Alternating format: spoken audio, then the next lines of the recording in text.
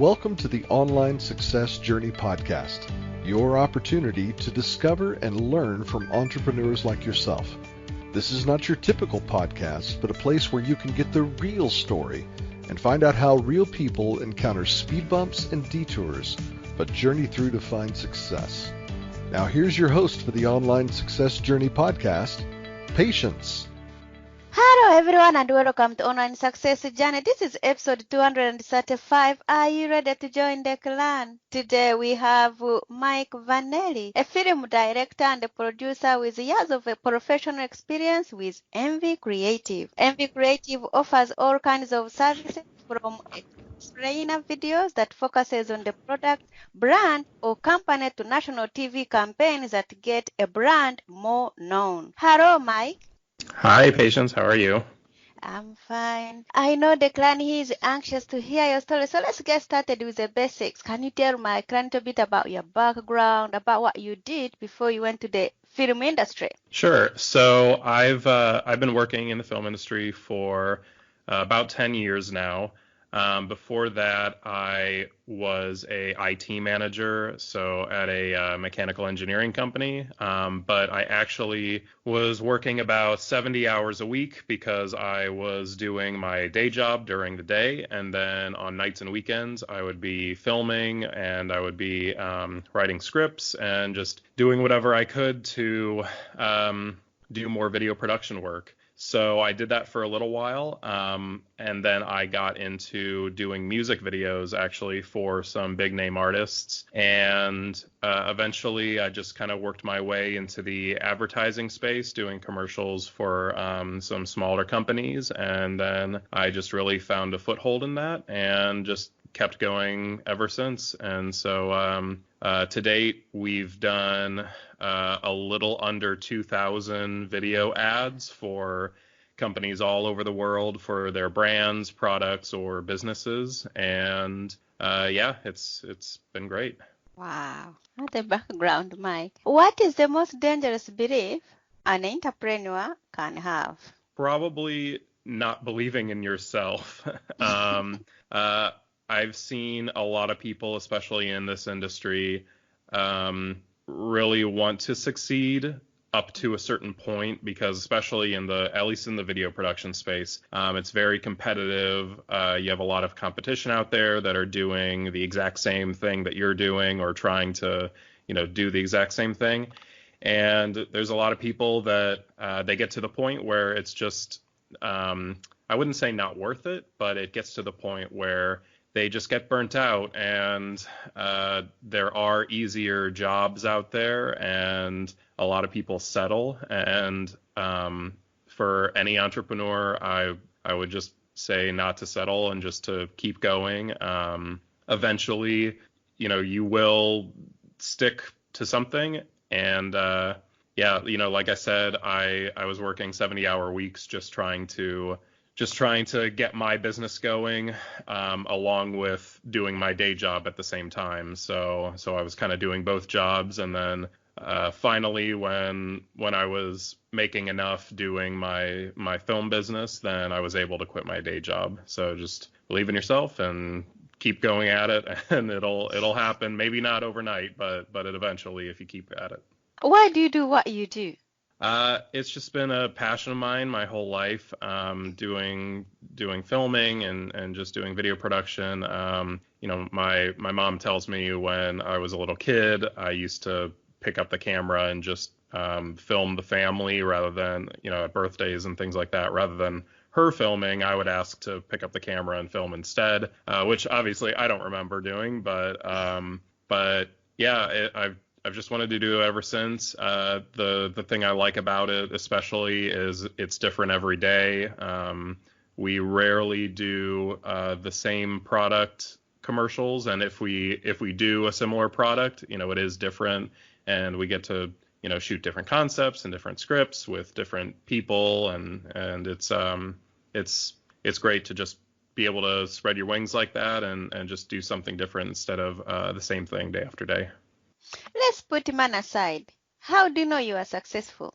I pretty much knew I was, I guess, a successful entrepreneur once I I know money aside, but once I was able to make a living from it, obviously, but also when I would wake up in the morning and I was excited to go to work and I knew I had, at least a few months of projects worth of video orders from various clients in our project queue that we had to work on. Eventually, I ended up getting my own studio. So we have our own studio with some standing sets. So we have a coffee shop set and an office set and a living room set, and we have various standing sets that we don't have to go out and rent locations. I have full-time employees now, and before it was just me doing all the work all by myself. And also, one of the biggest things I can say that I can consider myself successful now is before, when this didn't used to be my full-time day job, when people would ask what I did, I would say, well, I'm an IT manager, but I also produce videos on the side. But now I can just say I'm a video producer. I don't have to say I'm something else. So this is all I do, and I can say that with confidence. Can anyone be an entrepreneur, or are some people more cut out for it than others?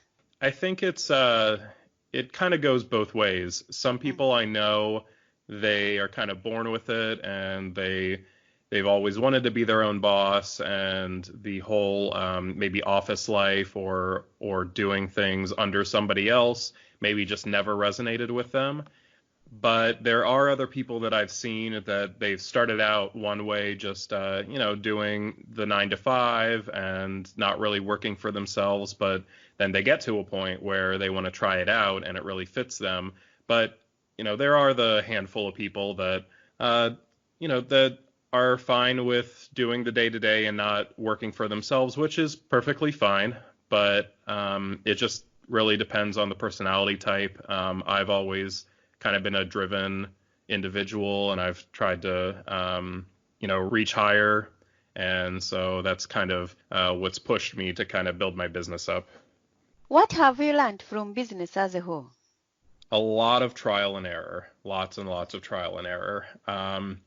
I would say that even with our email templates that we email to clients, when clients usually clients have similar questions than all other clients, especially when they're kicking off a project with us. Even though we've been honing our email templates for 5-6 years now, we still revise them probably on a monthly basis to try to make them sound better, to try to give more information, to try to make it easier to read. We've updated our contract terms all the time. We've updated our contracts with clients all the time, and pretty much we're always learning from projects.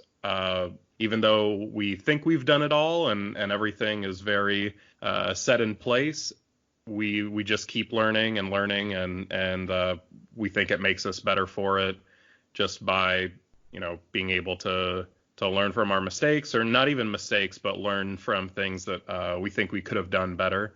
And that helps us push forward and do better in the future. Do you have a mentor in your business? No, I don't.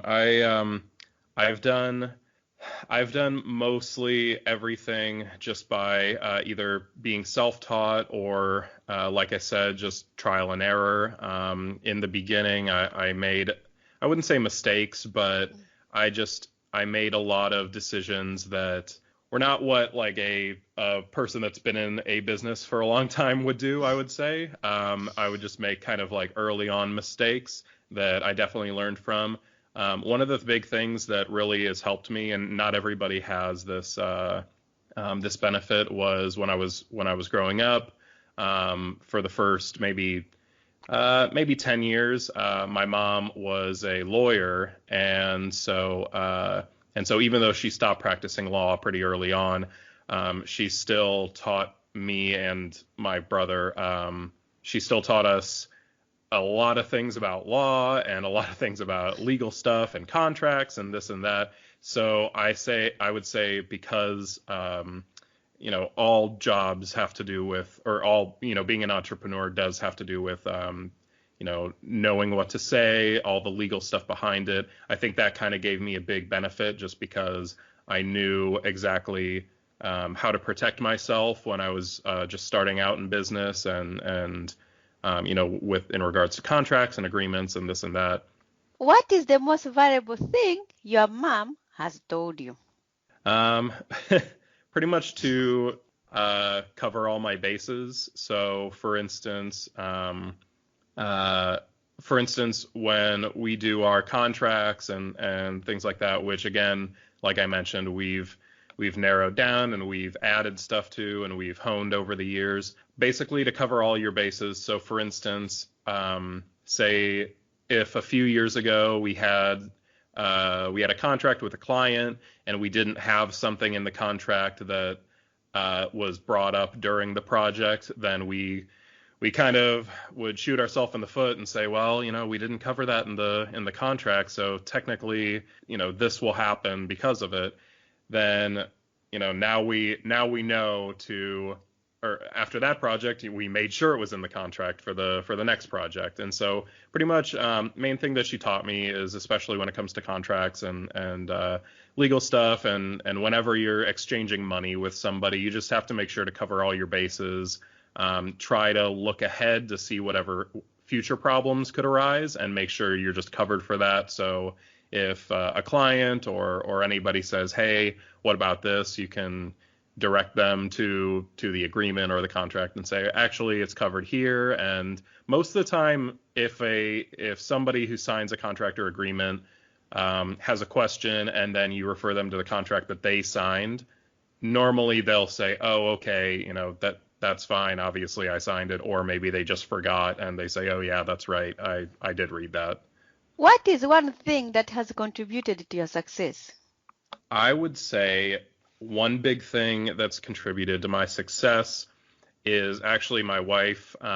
We've been married for about almost 8 years now. And from the very beginning, she's always believed in me, especially early on. She supported me. She supported me doing, my entrepreneurial endeavors on the side while I was working full time. And I know that took away from some of our time together, especially like early on when we were dating. But yeah, she's always believed in me and always, told me to shoot for the stars and go after my dreams and all the cliches. But yeah, and so she's really, given me the leeway to follow my dreams, and so I did, and now I'm here. And that's how you won the award-winning academy. How long did it take you to win award-winning academy? Oh, I have won a few awards for short films. Normally we try to produce at least one film a year. Earlier on, when we weren't as busy at Envy, we normally strove to produce one film a year, which I did produce and direct, and then my production company would be the production company behind it. So the cast and crew that we have normally at our disposal will help. And yeah, that was a little while ago. We haven't produced anything for probably about a year, which we have projects that we've always wanted to do, but we've produced a couple. It's funny, the one that we produced that won all the awards was actually our lowest budget one, but it had a very dynamic script. And then the one that we had the highest budget for, which was kind of like more of an action period piece, it didn't win any awards. It was really fun to do, but that's actually on Amazon right now, so people can watch it. What is one thing no one knows about you? That I'm a really good singer. Yeah, when I was in high school, we had a thing, it's called a senior project, and basically it's kind of it's kind of it's kind of a thesis, but with high school. And some people did reports, some people did this and that. But I went to a high school that did focus on arts, so performing and video production, things like that. And what I did is I decided to, and for the project, you had to kind of show your whole process of doing whatever you were doing, and you were graded on that. But anyway, I did a big band concert with myself singing, kind of Frank Sinatra, Michael Bublé type songs, and I did it for a local senior center to raise money for the senior center. So it went back to them, and yeah, so that's one thing many people don't know is that I would consider myself a good singer. Maybe you should do that after films. You should star in your own films. Yeah, at karaoke places occasionally. Oh, okay. What grounds you? Nowadays, my family, we have a son now, and he is about 18 months old. And before it was my wife, and we were a small family, but now getting to come home and see my wife and my son and my family, that really grounds me. I know I'm not gonna talk too much into it, but a lot of people know that when you have kids, they just become a big part of your life, and I just feel very thankful that I can come home and see both of them every night. What does MV Creation do? Creative. So basically, we make commercials and videos for brands, products, and businesses. So what I like to tell people is that when you see a ad on YouTube that you can either skip past or it's too short so you can't skip past it, those are a lot of what we do. We do a lot of videos that people put on their Amazon product pages because in the past, probably in the past couple years, Amazon's really been pushing to have people have videos on their product pages to help drive sales, and it helps with their search ranking as well. So we've gotten a big influx from Amazon sellers wanting to put their videos on Amazon, and then we've also done a lot of Kickstarter videos for new projects.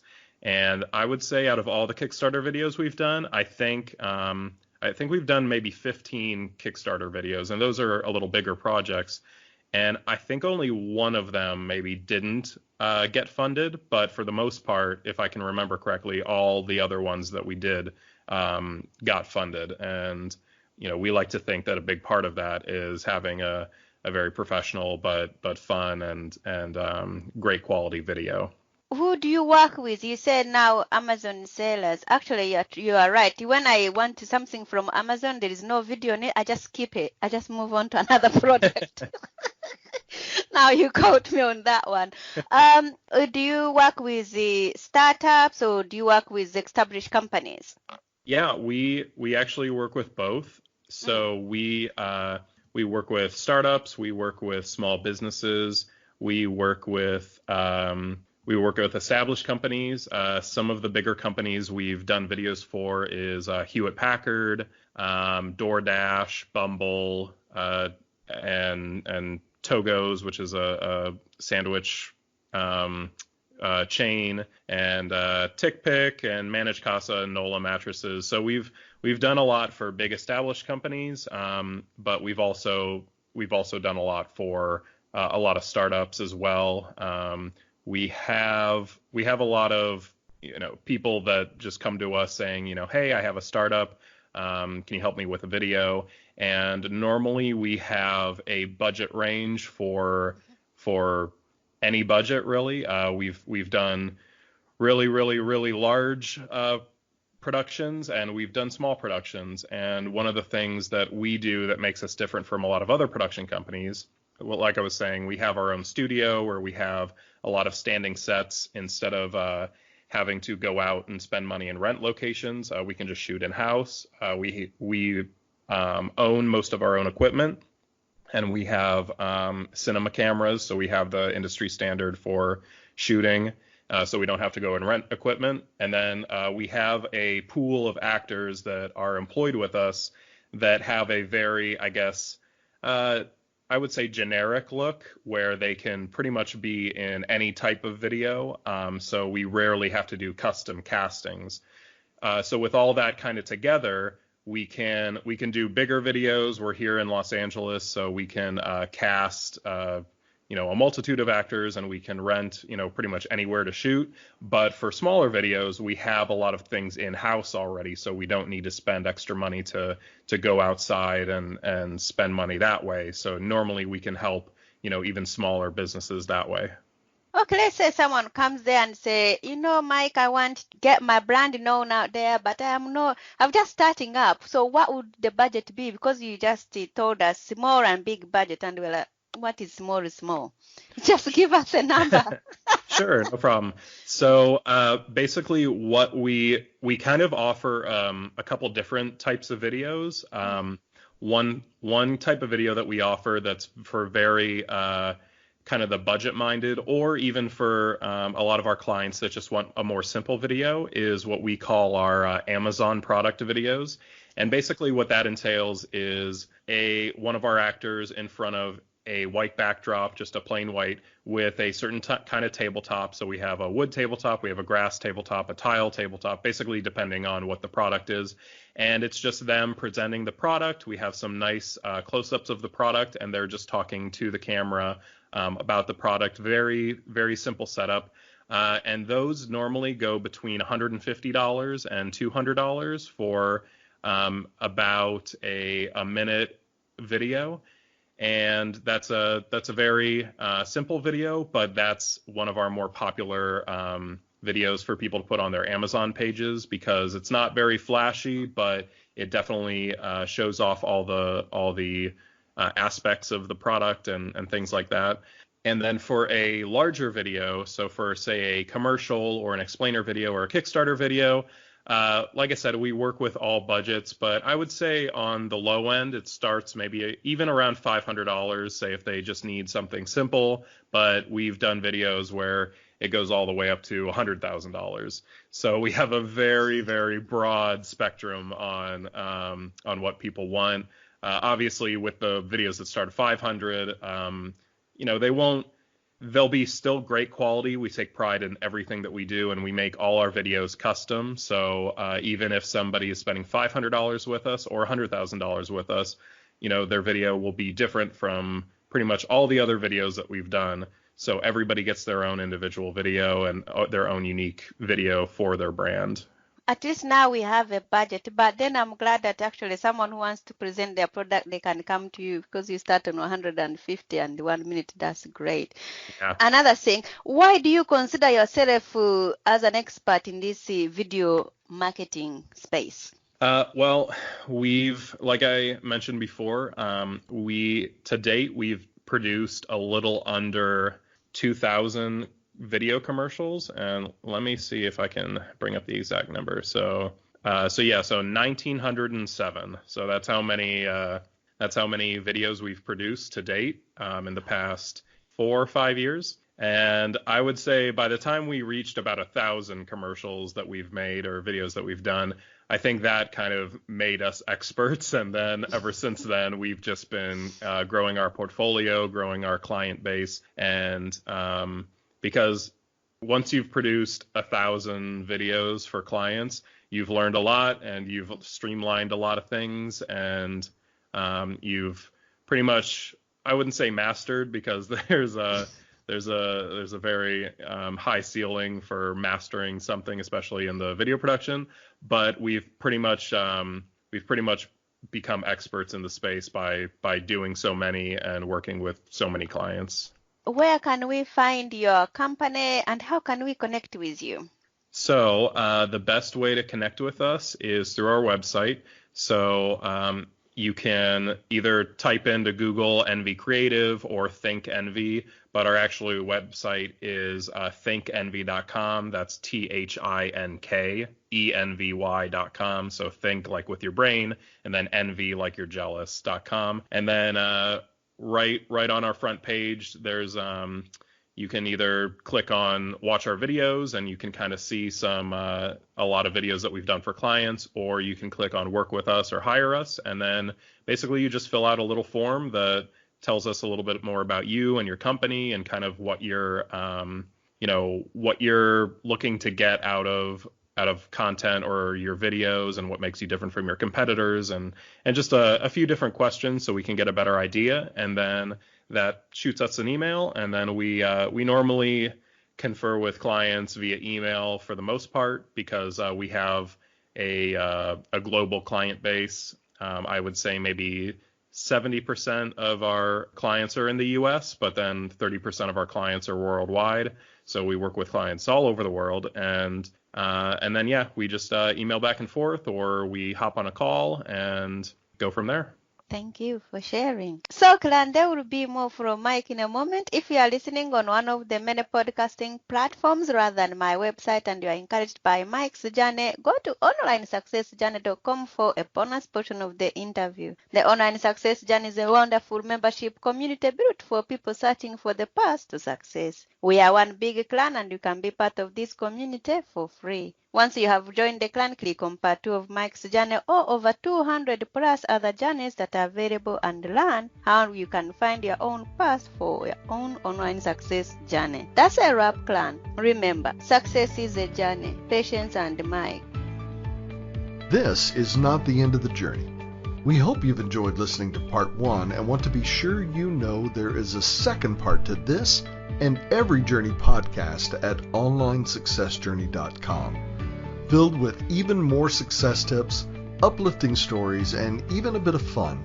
There are dozens of episodes only available to the members of the Online Success Journey clan. Check out the website and click on Join the Clan for more information. Patience would like to thank you for listening to this podcast, and she has a free audio gift for you at her website. Go to onlinesuccessjourney.com for instant access to this gift. Of course, you know that listening to the journeys of others helps each of us chart our own path. So make sure you're subscribed to be notified as each new interview is posted. There are so many ways to stay connected to the Online Success Journey and to listen in. And if you're enjoying the podcast, we appreciate your help in telling others.